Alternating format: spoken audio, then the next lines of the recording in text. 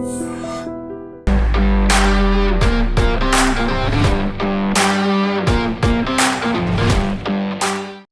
everyone, welcome to iDream Career Path. This is Chiranjeevi, Competitive Exams Mentor. ఈ వీడియోలో మనం Hyderabad district గాను anganwadi department నుంచి ఉమెన్స్కి ఎస్పెషల్లీ 181 పోస్టులు గాను అప్లికేషన్ ప్రాసెస్ స్టార్ట్ అయింది. ఎవరైతే హైదరాబాద్ డిస్ట్రిక్ట్లో ఉన్నటువంటి ఉమెన్స్ ఉంటారో కేవలం మహిళలకు మాత్రమే ఈ గుడ్ న్యూస్. అయితే ఎవరు అర్హులు, సెలక్షన్ ప్రాసెస్ ఏ విధంగా ఉంటుంది, ఏజ్ లిమిట్ ఎంత, ఇలా మరిన్ని వివరాలను ఈ వీడియోలో మనం పూర్తిగా చూద్దాం. లాస్ట్ వరకు చూడండి. సెలక్షన్ ప్రాసెస్ ఏ విధంగా ఉంటుంది, ఇంపార్టెంట్ డాక్యుమెంట్స్ ఏంటి, ఇలా ఎవ్రీ డీటెయిల్ కూడా మనం డీటెయిల్గా ఈ వీడియోలో తెలుసుకుందాం. అయితే ఇందులో పోస్టులు వచ్చేసరికి అంగన్వాడీ టీచర్, అదేవిధంగా హెల్పర్ గాను 181 పోస్టులు మనకి అయితే ఉన్నాయి. ముందుగా అంగన్వాడీ టీచర్ అండ్ హెల్పర్. ఇక ఈ హైదరాబాద్ డిస్ట్రిక్ట్లోనే చార్మినార్లో అయితే 40 వేకెన్సీస్ ఉన్నాయి, గోల్కొండలో 27, ఖైరతాబాద్లో 17, నాంపల్లి జోన్లో 38, ఇంకా సికింద్రాబాద్ జోన్లో 59 పోస్టులు అయితే ఉన్నాయి. టోటల్ 181 పోస్టులు అయితే మనకి వేకెన్సీ ఉన్నాయి. ఇది జోనల్ వైజ్గా, అంటే ఏ ఏరియాలో ఎన్ని ఉన్నాయి అనేది మనకి ఇక్కడ ఇవ్వడం జరిగింది. ఒకసారి చూడండి. అయితే ఎలిజిబిలిటీ క్రైటీరియా, ఇక టీచర్ వేకెన్సీ, టీచర్ పోస్ట్కి అయితే ఈ మినిమం ఇంటర్మీడియట్ పాస్ అయి ఉండాలి, ఇంటర్మీడియట్ కంప్లీట్ చేసి ఉండాలి. ఇక హెల్పర్ వేకెన్సీ అంటే హెల్పర్ పోస్టులకి అయితే 10th క్లాస్ పాస్ అయి ఉండాలి. అయితే ఎప్పుడు ఇంటర్మీడియట్ క్యాండిడేట్స్ అన్అవైలబిలిటీ ఉంటే, అంటే ఇంటర్మీడియట్ క్యాండిడేట్ దీనికి అప్లై చేసుకోకపోతే అప్పుడు 10th క్లాస్కి మినిమం తీసుకుంటారు. ఒకవేళ ఇంటర్మీడియట్ కనుక ఉంటే ఇంటర్మీడియట్ వాళ్ళని తీసుకుంటారు, ఫస్ట్ ప్రియారిటీ ఇస్తారన్నమాట. ఒకవేళ మీరు 10th క్లాస్ పాస్ అయి ఉన్నారు, ఇంటర్మీడియట్ కూడా పాస్ అయి ఉంటే ఫస్ట్ ప్రియారిటీ మీకు ఇస్తారు. ఒకవేళ మీకు ఇంటర్మీడియట్ లేదనుకోండి, అప్పుడు 10th మీద బేస్ చేసుకొని మిమ్మల్ని వీళ్ళు ఎవరైతే ఇంటర్మీడియట్ వాళ్ళు దీనికి అప్లై చేసుకోకుండా ఉంటే అప్పుడు 10th క్లాస్కి ప్రియారిటీ ఇస్తారనమాట. ఇక ఏజ్ లిమిట్ విషయానికి వస్తే మినిమం 18 ఇయర్స్ అయితే మీకు ఉండాలి, మ్యాక్సిమం 35 ఇయర్స్ ఏజ్ మీకు ఉండాలి. అయితే ఇక్కడ ఏజ్ రిలాక్సేషన్ అనేది మీకు యాజ్ పర్ గవర్నమెంట్ రూల్స్ ప్రకారం ఉంటుంది. ఎస్సీ, ఎస్టీ, బీసీ క్యాండిడేట్స్కి, ఉమెన్స్కి ఎలాగా మనకి మీకు అయితే ఉంటాయి. ఇక అదేవిధంగా లోకల్ ఉమెన్ క్యాండిడేట్స్కి అయితే మినిమం మేజర్, అంటే మీరు ఆ లోకల్కి, ఆ ఏరియాకి సంబంధించిన వాళ్ళే ఉండాలి. స్థానికత అంటారు కదా, ఆ స్థానికత అంటే ఎవరైతే ఆ ఏరియాకి సంబంధించిన ఉమెన్స్కే మినిమం ఎలిజిబుల్ అనమాట. వేరే డిస్ట్రిక్ట్ వాళ్ళు ఇక్కడ ఎలిజిబుల్ కారు, అది గుర్తుపెట్టుకోవాలి. ఇక సెలక్షన్ ప్రాసెస్ ఏ విధంగా ఉంటుంది, ఎంపిక విధానం ఏ విధంగా ఉంటుంది అసలు అంటే, ఫస్ట్ మీరు ఇక్కడ ఎటువంటి రాత పరీక్ష ఉండదు, మీకు ఎటువంటి రాత పరీక్ష అనేది ఇక్కడ అస్సలు ఉండదు. డైరెక్ట్గా మీ intermediate 10th class marks merit base చేసుకొని మీకు సెలక్షన్ జరుగుతుంది. ఫర్ సపోజ్ 181 పోస్టులు ఉన్నాయనుకోండి, దీనికి ఒక 1000 అప్లికేషన్స్ వచ్చాయి అనుకుందాం, ఎగ్జాంపుల్. ఇంకా ఎక్కువ వస్తాయి, 100% చాలా వేలలో వస్తాయి. సో ఈ 1000 వేకెన్సీలోను, అదే ఈ 1000 అప్లికేషన్స్లోను కేటగరైజ్ చేస్తారు.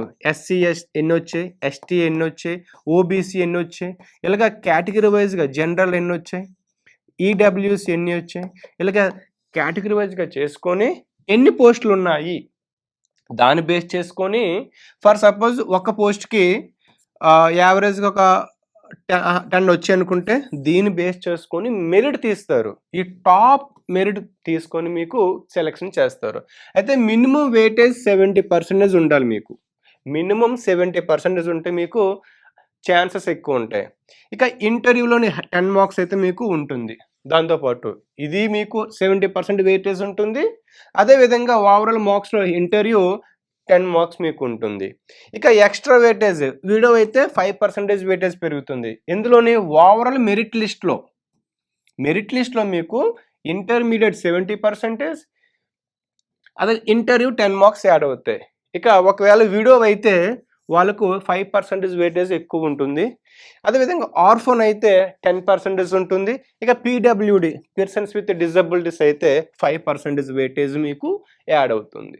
ఇది కంప్లీట్‌గా మీ సర్టిఫికేట్స్ వెరిఫికేషన్ ద్వారా జరుగుతుంది. ఎటువంటి రాత పరీక్ష ఉండదు. అంటే ఫర్ సపోజ్ మీకు ఇంటర్మీడియేట్‌లో 1000కి ఒక 900 మార్క్స్ వచ్చుంటే గనక ఎనీ గ్రూప్ ఇంటర్మీడియేట్‌లో BiPC, MPC, CEC any group అయినా సరే మీకు మంచి టాప్ మార్క్స్ వస్తే ఎక్కువ ఛాన్సెస్ మీకు ఉంటాయి. ఓకే. ఈ విషయం మీరు గుర్తుపెట్టుకోండి. ఇక ఇంపార్టెంట్ డేట్స్ విషయానికొస్తే అప్లికేషన్ ఈరోజే స్టార్ట్ అయింది జూలై 29న. ఇక లాస్ట్ డేట్ వచ్చేసి ఆగస్ట్ 27th వరకైతే మనకి ఉంది చివరి తేదీ. అయితే ఇక్కడ మీరు విషయం గుర్తుపెట్టుకోవాలి. మనకి ఇక్కడ లాంగ్ టైమ్ ఉంది.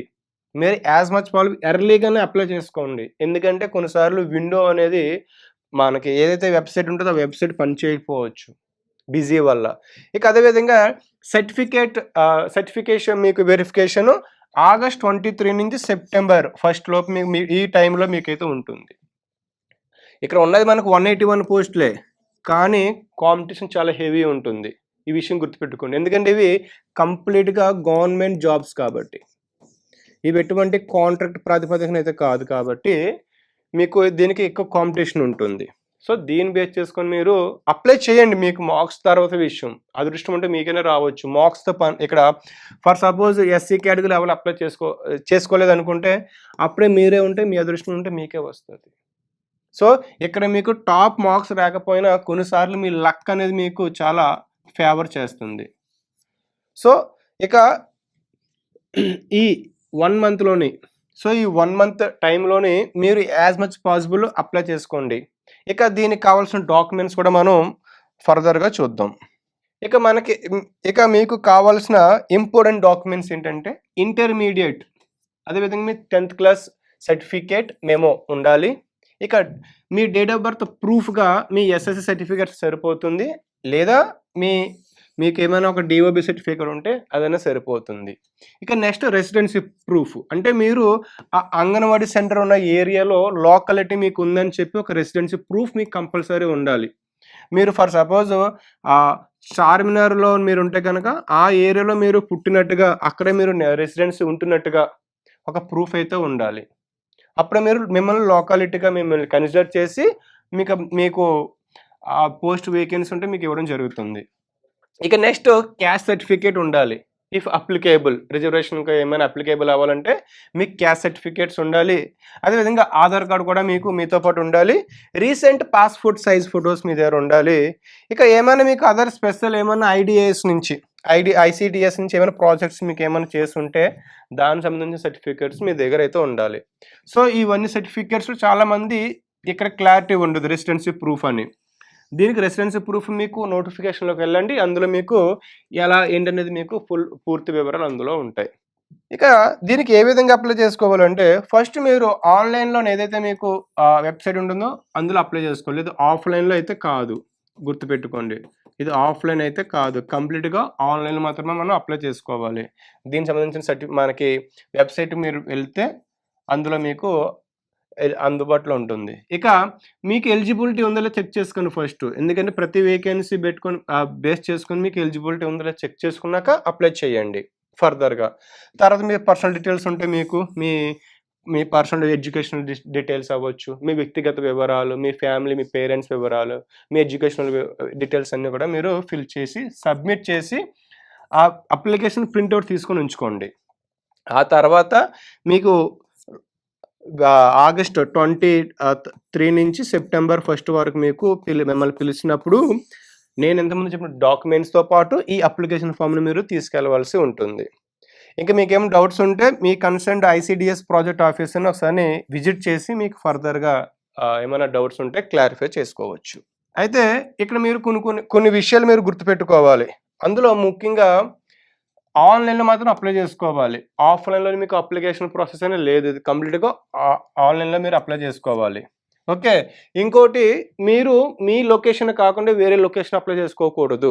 ఓన్లీ మీ లొకాలిటీ సెంటర్ ఉన్న ఆ లొకేషన్‌లో మీరు అప్లై చేసుకోవాలి. మీరు చార్మినార్ అయితే మీరు ఖైరతాబాద్‌లో మీరు అప్లై చేసుకోకూడదు. ఓకే. ఇక ఆల్ ఒరిజినల్ సర్టిఫికేట్స్ మీ దగ్గర ఉంచుకోవాలి. ఏది కూడా డూప్లికేట్ ఉంచకూడదు. ఇంకా మీరు ఫర్దర్‌గా ఏదైనా డీటెయిల్స్ ఉంటే మన వెబ్‌సైట్ ఉంటుంది. ఐసీడీఎస్ ఆఫీస్‌కి విజిట్ చేయండి మీరు రెగ్యులర్‌గా ఫర్ మోర్ అథెంటిక్ అధికారిక ఇన్ఫర్మేషన్ కోసం. అదేవిధంగా ఒకసారి మీరు నోటిఫికేషన్ చదవండి. ఒకసారి నోటిఫికేషన్ చదివితే మీకు క్లారిటీ వస్తుంది. ఇక ఈ రిక్రూట్మెంట్ అనేది కంప్లీట్‌గా డిఎస్సి డిస్ట్రిక్ట్ సెలక్షన్ కమిటీ ద్వారా మీకు జరుగుతుంది ఇది. ఓకే. ఇక అయితే ఈ 181 పోస్టులు ఎందులో అంటే మనకి గవర్నమెంట్ 15,982 పోస్టులు అయితే ఇచ్చింది నోటిఫికేషన్. అందులో భాగంగా జరుగుతుంది. సెపరేట్ నోటిఫికేషన్ అయితే కాదు. ఇందులోనే జిల్లాల వారీగా వేకెన్సీస్ ఉన్నాయి. అందులో భాగంగా ఈ 181 పోస్టులకు హైదరాబాద్ జిల్లాకు సంబంధించి ఈరోజు జూలై 29న అప్లికేషన్ ప్రాసెస్ ఆన్లైన్‌లో స్టార్ట్ అయింది. సో మీరు దీనికి అప్లై చేసుకోండి. మీకు కావాల్సిన డాక్యుమెంట్స్ అన్ని రెడీగా ఉంచుకోండి. సో ఫర్దర్‌గా మీకు లక్ ఉండి మంచి మార్క్స్ వస్తే కనుక మీరు సెలెక్షన్ అయ్యే అవకాశాలు ఎక్కువ ఉంటాయి. సో ఈ వీడియో మీకు నచ్చినట్లయితే, మంచి ఇన్ఫర్మేషన్ ఇచ్చినట్లు అనిపిస్తే కనుక మీ ఫ్రెండ్స్ కూడా షేర్ చేయండి. మన ఛానల్‌ని సబ్స్క్రైబ్ చేసుకోండి ఫర్ మోర్ వీడియోస్ కోసం. Thank you all. And for more videos, Please subscribe to iDream. Please subscribe to iDream. Please subscribe iDreams. And please subscribe to iDream. For more videos, subscribe to iDream. please like, share and subscribe to the channel. Congratulations, iDream. subscribe to iDream. Subscribe to iDream. So subscribe to iDream Media. iDream team andarki huge congratulations. Please subscribe iDream Media. Please subscribe to iDream. Subscribe iDream. Please subscribe to iDream. iDream అంటే నా కళల ఛానల్ను subscribe చేసుకున్న నోరు తిరుగుతలేదు, మీరైతే గంట గుర్తు కొట్టండి. For more such videos, please subscribe to iDream. Subscribe to iDream. Please subscribe to iDream. Please subscribe iDream Media. Please do subscribe to iDream. Please subscribe to iDream Media. For best entertainment and information, please subscribe iDream. And don't forget to subscribe to iDream.